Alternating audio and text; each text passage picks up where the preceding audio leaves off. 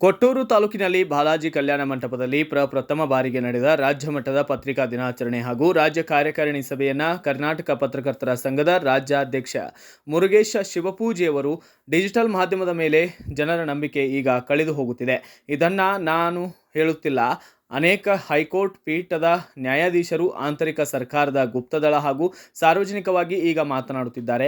Digital ಮಾಧ್ಯಮ ಎಷ್ಟೇ ಮುಂದುವರೆದರೂ ಪತ್ರಿಕೆಗಳ ಮೌಲ್ಯ ಯಾವತ್ತೂ ಕಡಿಮೆ ಆಗುವುದಿಲ್ಲ ಎಂದು ಕೊಟ್ಟೂರು ತಾಲೂಕಿನ ಬಾಲಾಜಿ ಕಲ್ಯಾಣ ಮಂಟಪದಲ್ಲಿ ಪ್ರಥಮ ಬಾರಿಗೆ ನಡೆದಂತಹ ರಾಜ್ಯ ಮಟ್ಟದ ಪತ್ರಿಕಾ ದಿನಾಚರಣೆ ಹಾಗೂ ರಾಜ್ಯ ಕಾರ್ಯಕಾರಿಣಿ ಸಭೆಯನ್ನು ಉದ್ಘಾಟನೆ ಮಾಡಿ ಇವರು ಮಾತನಾಡಿದ್ದಾರೆ. ಈ ಕಾರ್ಯಕ್ರಮದ ವಿಶೇಷ ಉಪನ್ಯಾಸಕರಾಗಿ ಶ್ರೀ ಸತ್ಯನಾರಾಯಣ ಅವರು ಬಹಳ ಮಾರ್ಮಿಕವಾಗಿ ಪತ್ರಿಕಾ ರಂಗದ ಜವಾಬ್ದಾರಿ ಹಾಗೂ ಕೆಲವು ಹಿರಿಯ ಪತ್ರಿಕೆಯ ಸಂಪಾದಕರ ವಿಚಾರಗಳನ್ನು ಬಹಳ ಸುಂದರವಾಗಿ ಮಂಡನೆ ಮಾಡಿದ್ದು ನಂತರ ಮಾತನಾಡಿದ್ದಾರೆ. ಯಾವುದೇ ಒಂದು ಪ್ರಕರಣಗಳಲ್ಲಿ ತಾವಾಗಲಿ ಬಹಳ ಅಧ್ಯಯನ ಮಾಡಿ ಅದರ ಬಗ್ಗೆ ಪೂರ್ಣ ವರದಿ ಮಾಡಬೇಕು. ಹಾಗೆ ಅನೇಕರು ವಾಸ್ತವಿಕ ಸತ್ಯ ಅರಿಯದೆ ಅದೇ ಸುದ್ದಿಯನ್ನು ಕಾಪಿ ಮಾಡಿ ಬಿತ್ತರಿಸುವುದು ಸರಿಯಲ್ಲ. ನೂರಾರು ಜನ ಉತ್ತಮ ಪತ್ರಕರ್ತರ ಮಧ್ಯೆ ಇಂತಹ ಒಂದು ಸುಳ್ಳು ಸುದ್ದಿ ಬಿತ್ತರಿಸಿದಾಗ ಪತ್ರಕರ್ತರ ಮೌಲ್ಯ ಕುಂಠಿತವಾಗುತ್ತದೆ ಎಂದರು. ಈ ಕಾರ್ಯಕ್ರಮವನ್ನು ಉದ್ದೇಶಿಸಿ ಅನೇಕರು ಮಾತನಾಡಿದ್ದು, ಪತ್ರಕರ್ತರ ಸಾಮಾಜಿಕ ಸೇವೆ ಅನನ್ಯ. ಸರ್ಕಾರ ಪತ್ರಕರ್ತರ ವಾಸ್ತವಿಕ ಸ್ಥಿತಿಯನ್ನು ಅರ್ಥ ಮಾಡಿಕೊಂಡು ವಿವಿಧ ಸೌಲಭ್ಯಗಳನ್ನು ಒದಗಿಸಲು ಸರ್ಕಾರಕ್ಕೆ ರಾಜ್ಯ ಉಪಾಧ್ಯಕ್ಷ ಸುಧೀಶ್ ಕುಮಾರ್ ಅವರು ಕರೆಯನ್ನು ನೀಡಿದ್ದಾರೆ.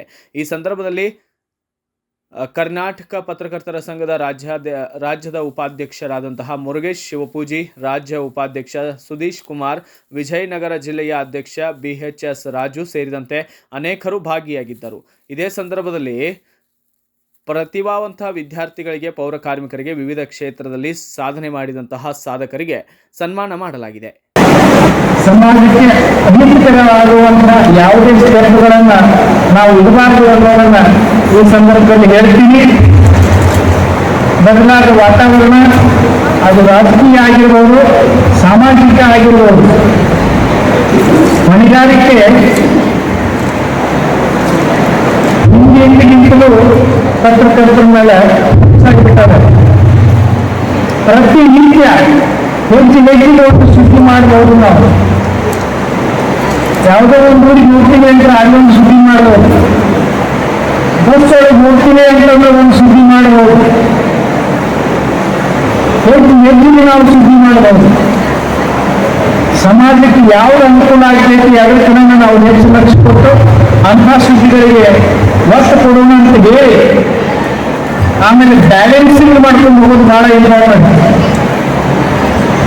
ಆಳುವ ಹಿತಾಸಕ್ತಿಯೂ ಕಾಯಬೇಕು, ಸಾಮಾನ್ಯ ಜನರ ಹಿತಾಸಕ್ತಿಯೂ ಕಾಯಬೇಕು.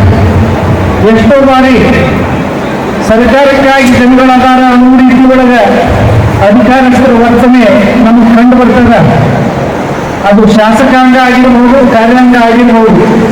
ಅಂತಹ ಸಂದರ್ಭದೊಳಗೆ ಇತರ ಹಿತಾಸಕ್ತಿಯೂ ಕಾಯ್ಕೊಂಡು ಹೆಚ್ಚಿನ ಒತ್ತನ್ನು ಸಾಮಾನ್ಯ ಜನರಿಗಾಗಿ ನಾವು ಕೊಟ್ಟು ಕೆಲಸ ನಾವು ಮಾಡೋದು ಅತ್ಯುತ್ತಮ ಅಂತ ಈ ಸಂದರ್ಭದೊಳಗೆ ಹೇಳಿ ಹೆಚ್ಚು ಸಮಯವನ್ನು ನಾನು ಈ ಸಂದರ್ಭದಲ್ಲಿ ತಗೊಳ್ಳೋದಿಲ್ಲ.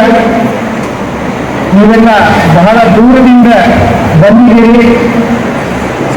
ಕೊಟ್ಟೂರು ತಾಲೂಕಾ ವ್ಯಕ್ತಿಗಳು ಬಹಳ ಒಳ್ಳೆ ವ್ಯವಸ್ಥೆಯನ್ನು ಮಾಡಿದ್ದಾರೆ.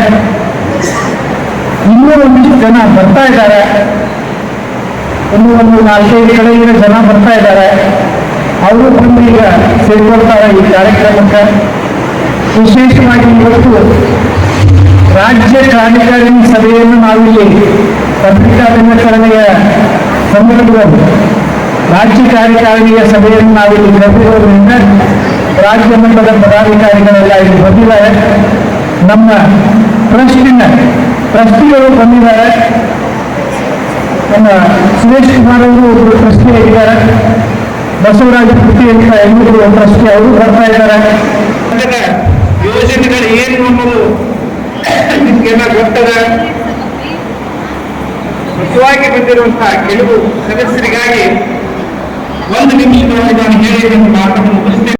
ಒಂದು ಕಡೆಯಲ್ಲಿ ಬರೆದಿದ್ದನ್ನ ಡೆಕ್ಕನರಾಗಿ ಪ್ರಕಟಿಸ್ಬಿಡ್ತಾರೆ.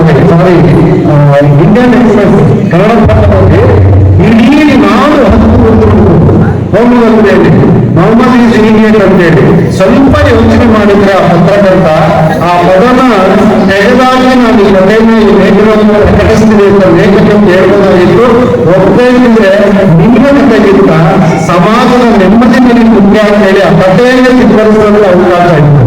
ಆ ತರದ ಒಂದು ಪತ್ರಿಕೋದ್ಯಮಗಳು ಕೂಡ ನಾವು ನೋಡ್ತಾ ಬಂದಿದ್ದೀವಿ ಅಂತ ಹೇಳಿ ನಮಗೆ ನಮ್ಗೆ ಯಾವಾಗ ತಮಾಷೆ ಒಂದು ನಿರ್ಣಯಗಳಾಗುತ್ತೆ ಇದನ್ನು ಕೂಡ ಕ್ಷಮಿಸಿ ವೈಯಕ್ತಿಕವಾಗಿ ಹೇಳಿದ್ದು ಪತ್ರಕರ್ತ ಸರ್ ನಾನು ಈ ಪತ್ರಿಕೆಯಲ್ಲಿ ಕೆಲಸ ಮಾಡ್ತೀನಿ ಅಂತ ಬಂದಂತಪ್ಪ ಆಯ್ತಪ್ಪ ನಿಮ್ಗೇನಿದೆ ಸರ್ ನಾನು ಡಿಪ್ಲೊಮಾ ಮಾಡ್ಕೊಂಡು ಬಂದಿ ಡೆಪ್ಲೊಮಿಸಮ್ ಆಯ್ತು ನೋಡೋಣ ಅವ್ರು ಬಿಟ್ಟು ವರದಿ ಮಾಡೋ ನೀನು ಏನ್ ವರದಿ ಅಂದ್ರೆ ನಾಡಿದ್ದು ನಮ್ಮ ಊರಿನ ಸೇರ್ಪೆ ಒಂದು ಜಾರಿಗೆ ಆಗ್ತಿದೆ ಮಿನಿಸ್ಟರ್ ಬರ್ತಾ ಇದ್ದಾರೆ ನೀನು ಹೋಗ ಕಾರ್ಯಕ್ರಮ ರಿಪೋರ್ಟ್ ಮಾಡ್ಬೇಕು ಅಂತ ಹೇಳಿದ್ದಾರೆ. ಆಯ್ತು ಸರ್ ಅಂತ ಹೋಗಿ ನಿಂತಿದ್ದಂತೆ ನಿಂತ್ಕೊಂಡು ಸ್ವಲ್ಪ ಹೊತ್ತಿಗೆ ವಾಪಸ್ ಬರ್ತಾನೆ. ಯಾಕೆ ರಿಪೋರ್ಟ್ ಬರ್ಲಿಲ್ಲ ಇಲ್ಲ ಸರ್ ಸೇರ್ಪೆ ಉದ್ಘಾಟನೆ ಆಗ್ಲೇ ಇಲ್ಲ. ಯಾಕೆ ಮಿನಿಸ್ಟರ್ ಬರಲೇ ಇಲ್ಲ ಅದಕ್ಕೆ ರದ್ದ ಸಾರಿ ಕ್ಷಮಿಸಿ ನಿರ್ದಿಷ್ಟ ಪ್ರದೇಶದಲ್ಲಿ ಸೇರ್ಪೆ ಕುಸಿದಿದ್ದು ಆ ಕಾರಣಕ್ಕೋಸ್ಕರ ಆ ಕಾರ್ಯಕ್ರಮ ನಡೀಲೇ ಇಲ್ಲ ಅಂತ ಮಿನಿಸ್ಟರ್ ಸೇತುವೆ ಉದ್ಘಾಟನೆ ಮಾಡೋದೆಲ್ಲ ಕೂಡ ಮುಖ್ಯ. ಆ ಸೇತುವೆ ಕುಸಿದಿರ್ತಲ್ಲ ಅದೇ ಮೇನ್ ಬರಬೇಕಾಗಿತ್ತು.